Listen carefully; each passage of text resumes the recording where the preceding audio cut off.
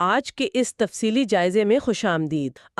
آج ہم تاریخ کے ایک ایسے موڑ پر کھڑے ہیں جہاں سے دنیا کا نقشہ ہمیشہ کے لیے بدل گیا۔ بالکل، اور وہ بھی بہت بھیانک طریقے سے۔ ہاں، میرا مطلب ہے ہم بات کریں ایک ایسی خوفناک کشمکش کی جس نے پوری انسانی تاریخ کو ہلا کر رکھ دیا، یعنی منگول سلطنت اور خوارزم شاہی سلطنت کا ٹکراؤ۔ یہ کوئی عام جنگ نہیں تھی۔ بالکل نہیں تھی۔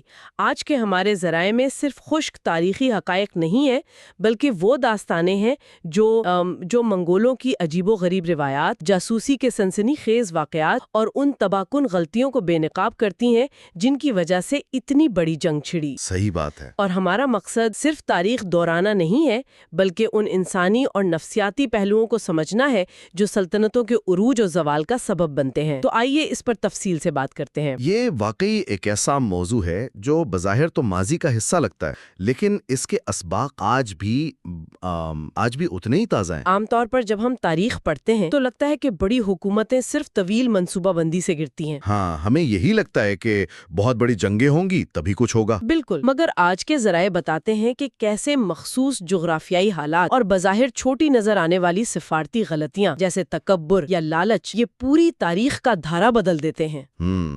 تاریخ کے اس پورے واقعے کو سمجھنے کے لیے ہمیں سب سے پہلے منگولوں کے طرز زندگی کو دیکھنا ہوگا۔ جی، ذرائع میں ان کی جسمانی ساخت کی جو تفصیلات ہیں وہ میرے لیے حد سے زیادہ حیران کن تھی۔ مطلب ان کی ساخت ان کے ماحول کے حساب سے بالکل ڈھل چکی تھی۔ طبعی طور پر وہ بہت مختلف تھے۔ ہاں، ان کے دھڑ لمبے اور ٹانگیں چھوٹی ہوتی تھیں، اور اس کی وجہ یہ بتائی گئی کہ وہ بچپن سے ہی گھوڑوں پر مسلسل سواری کرتے تھے، جس سے ان کی ٹانگیں کچھ ٹیڑھی ہو جاتی تھیں۔ سواری ان کی زندگی کا لازمی حصہ تھا، اور ان کی بینائی وہ تو کسی سپر ہیرو فلم کا سین لگتا ہے۔ رات کے گھپ اندھیرے میں ان کی آنکھیں جانوروں کی طرح تیز کام کرتی تھیں۔ وہ گھوڑے سے نیچے اتر کر صرف گھاس اور زمین پر جمی کائی دیکھ کر اپنا راستہ پہچان لیتے تھے۔ یہ کیسے ممکن تھا؟ دیکھیں، یہاں جو بات سب سے زیادہ حیران کن ہے وہ یہ ہے کہ ان کا انتہائی سخت جغرافیائی ماحول کس طرح ان کی سخت جان فطرت کا سبب بنا۔ گوبی کا صحرا لے لیں یا سائبیریا کے جنگلات، وہ تو بہت ہی سخت جگہ ہے۔ بالکل، وہاں سردیوں میں درجہ حرارت نقطہ انجماد سے بہت نیچے ہوتا ہے، اور گرمیوں میں شدید دھوپ۔ اس ماحول میں بقا کا سیدھا سا اصول تھا، جو کمزور ہے وہ مر جائے گا۔ یعنی کوئی گنجائش نہیں تھی۔ ذرہ برابر بھی نہیں۔ زرخیز زمینوں پر قبضے کی لڑائی نے انہیں بقا کے لیے لڑنا سکھایا۔ یہی وجہ ہے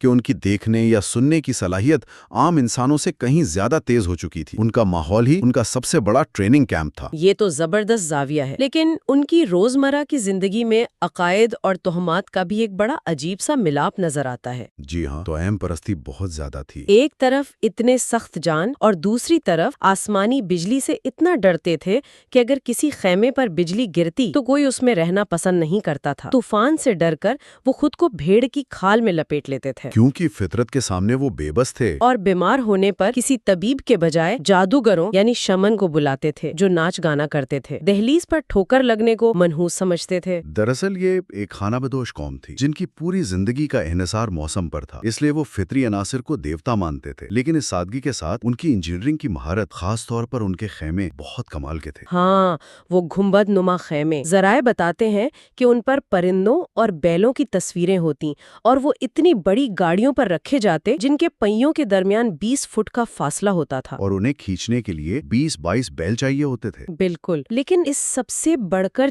جس چیز نے مجھے واقعی حیران کیا وہ ان کی عورتوں کا کردار ہے۔ یہ جان کر ایک دم آہا لمحہ ملا کہ 13ویں صدی میں منگول عورتیں مردوں کا لباس پہنتی تھیں، شکار کرتی تھیں، اور جنگوں میں بھی حصہ لیتی تھی۔ ہاں، 70 میل گھوڑے کی سواری کرتی تھیں۔ خاندانی مال و اسباب اور معیشت کا سارا دار و مدار انہی پر تھا۔ وہ کتنی خود مختار تھیں۔ اس کا عسکری پہلو بہت گہرا ہے۔ خوارزم یا دوسری سلطنتوں میں صرف مرد لڑنے جاتے تھے، لیکن منگولوں کے ہاں معیشت عورتیں سنبھال رہی تھیں، تو ان کا ہر ایک مرد جنگ کے لیے دستیاب تھا۔ یعنی ان کی پوری مردانہ آبادی ایک جنگی مشین تھی۔ بالکل، عورتیں سپلائی لائنز کو ٹوٹنے نہیں دیتی تھی۔ واہ! اب اگر ہم ذرا خوارزم شاہی سلطنت اور ان کے اندرونی حالات کی طرف آئیں تو یہاں جاسوسی کی ایک داستان ملتی ہے جو مجھے بہت سنسنی خیز لگی۔ چنگیز خان کے دربار میں ایک کوشان خان نامی شخص تھا جو بہت طاقتور اور بہادر مانا جاتا تھا۔ ہاں، اور یہاں آ کر بات بہت ہی دلچسپ ہو جاتی ہے۔ وہ دراصل کوئی منگول تھا ہی نہیں، وہ خوارزم شاہ کا سب سے بڑا اور بہادر سالار نظام الدین تھا۔ وہ بھیس بدل کر سیدھا دشمن کے دل میں ان کا مطالعہ کر رہا تھا۔ نظام الدین کا یہ کارنامہ عسکری انٹیلیجنس کی تاریخ کا ایک شاہکار ہے۔ منگولوں جیسے قبائلی معاشرے میں دراندازی کرنا ناممکنات میں سے تھا، لیکن اس نے نہ صرف اعتماد جیتا بلکہ ان کی جنگی تکنیک اور کمزوریوں کا جائزہ لیا۔ اور جب وہ واپس لوٹنے لگتا ہے تو کیا ڈرامہ ہوتا ہے۔ چنگیز خان کی بیٹی تومائی اور ارباش خان کی بہن تولون اسے الوداع کہنے آتی ہیں۔ تولون اسے کہتی ہے کہ وہ اسے پسند کرتی ہے مگر شادی نہیں کر سکتی کیونکہ وہ مسلمانوں سے نفرت کرتی ہے۔ ایک کٹر تعصب کی عکاسی ہے۔ اور نظام الدین کا جواب بھی سخت تھا کہ وہ بھی اس سے شادی سے انکار کر دیتا ہے۔ یہ صرف دو افراد کا نہیں، دو تہذیبوں کا ٹکراؤ تھا۔ بالکل،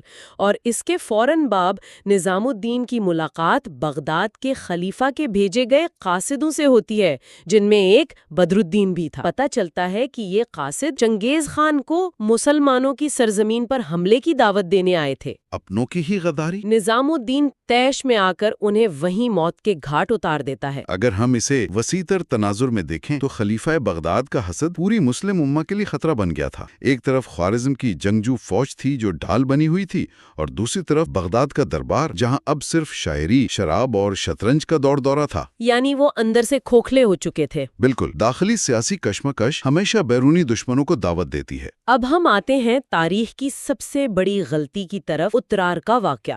شروع میں چنگیز خان جنگ نہیں بلکہ تجارت چاہتا تھا۔ اس نے سلطان علاء الدین کو خط لکھا اور اسے اپنے بیٹے کے برابر قرار دیا۔ چنگیز خان ایک ہوشیار حکمران تھا، اسے سلک روڈ کے تجارتی راستوں کی ضرورت تھی، مگر چنگیز خان کے سفیر محمود یلواج نے سلطان کے دربار میں جا کر منافقت کی اور اسے منگولوں کی طاقت کے بارے میں غلط معلومات دی، جس سے سلطان کو چنگیز خان کی طاقت کا غلط اندازہ ہوا اور پھر اترار کا خونی واقعہ پیش آیا۔ چنگیز خان نے 400 مسلمان تاجروں کا قافلہ بھیجا۔ سرحدی شہر اترار کا حاکم جو کہ اینالچک تھا، سلطان کا ماموں، اس نے لالچ میں آ کر انہیں جاسوس قرار دے دیا۔ ہاں، اور سلطان کے حکم پر 399 تاجروں کو قتل کر دیا گیا۔ صرف ایک بچ کر چنگیز خان تک پہنچا۔ یہ صرف ایک قتل نہیں تھا، یہ بین الاقوامی سفارتی آداب کی بدترین خلاف ورزی تھی۔ تاجروں کا تحفظ مقدس مانا جاتا تھا۔ پھر بھی چنگیز خان نے امن کی کوشش کی اور مجرموں کی حوالگی کا مطالبہ کیا، اور جواب میں سلطان نے انتہائی تکبر میں آ کر چنگیز خان کے سفیر کو بھی قتل کروا دیا۔ سفیر کا قتل ہر تہذیب میں اعلان جنگ ہوتا ہے۔ اس ایک واقعے نے چنگیز خان کو بدترین انتقام پر مجبور کر دیا۔ ایک شخص کا لالچ اور دوسرے کا تکبر لاکھوں انسانوں کی موت کا پروانہ بن گیا۔ سلطان کے پاس 4 لاکھ کی فوج تھی، تو اس سب کا آخر مطلب کیا ہے؟ اس نے نظام الدین کا مشورہ نظر انداز کیا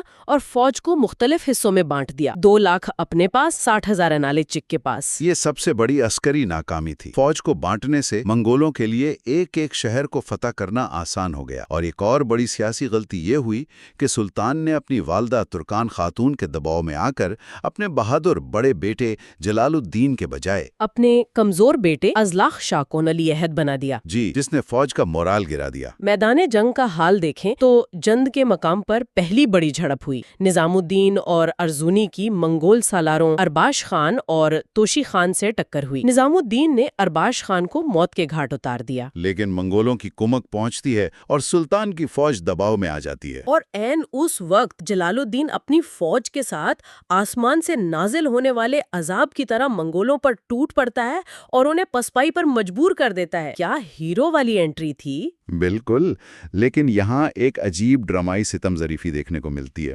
ارباش خان کی موت پر اس کی بہن تولون چنگیز خان سے قسم کھاتی ہے کہ وہ مسلمانوں کے سالار نظام الدین کو ڈھونڈ کر مارے گی، اور ساتھ ہی یہ بھی کہتی ہے کہ وہ کوشان خان کو تلاش کرے گی تاکہ وہ ان کی مدد کر سکے۔ اسے بالکل معلوم نہیں تھا کہ نظام الدین اور کوشان خان دراصل ایک ہی شخص ہیں۔ یہ سچ میں ایک ڈرامائی موڑ ہے، کیا کمال کی داستان ہے۔ اگر ہم اس سب کا خلاصہ کریں تو منگولوں کی سخت جان فطرت اپنی جگہ، لیکن خوارزم شاہی سلطنت کی اندرونی سازشوں، حسد اور غلط فیصلوں نے تاریخ کا دھارا موڑ دیا۔ تکبر اور ایک سفارتی غلطی نے دنیا کی سب سے بڑی سلطنت کو تباہ کر دیا۔ بالکل۔ گفتگو کے اختتام پر میں سننے والوں کے لیے ایک سوال چھوڑنا چاہوں گی۔ تاریخ کے یہ واقعات ہمیں بتاتے ہیں کہ بعض اوقات بہت بڑی جنگیں یا تباہیاں کسی سوچے سمجھے منصوبے کا نتیجہ نہیں ہوتی، بلکہ انسانی انا، رابطے کے فقدان اور چھوٹی چھوٹی غلط فہمیوں سے جنم لیتی ہیں۔ کیا آج کی جدید دنیا میں بھی ہم ایسی ہی انا پرستی اور سفارتی غلط فہمیوں کا شکار نہیں ہو رہے؟ سوچنے کی بات ہے۔ اگر اترار کے حاکم نے لالچ نہ کیا ہوتا تو کیا منگول کبھی اسلامی دنیا کا رخ کرتے؟ یہ وہ سوال ہے جو انسان کو دیر تک سوچنے پر مجبور کرتا ہے۔